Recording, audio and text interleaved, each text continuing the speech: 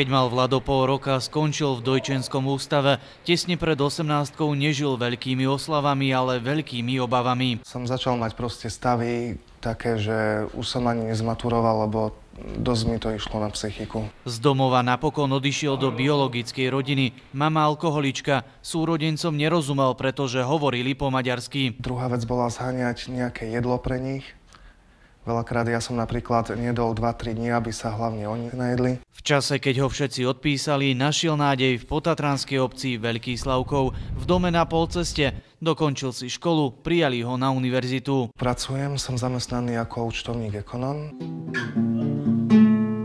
Pod touto strechou sa stretávajú naozaj rôzne osudy. Minulosť nikoho nezaujíma, dôležité je, čo bude ďalej. Oni odchádzajú z detských domovov, keď majú fyzický vek 18 rokov, ale ich mentálny vek je niekedy 12-13 rokov.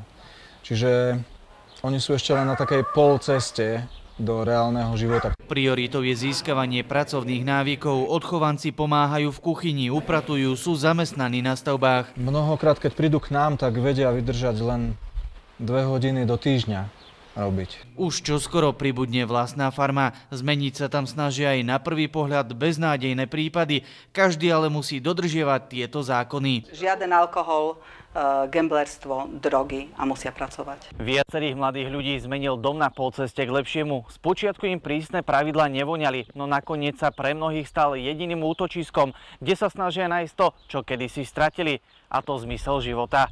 Marek Nenčák, televízia Markíza.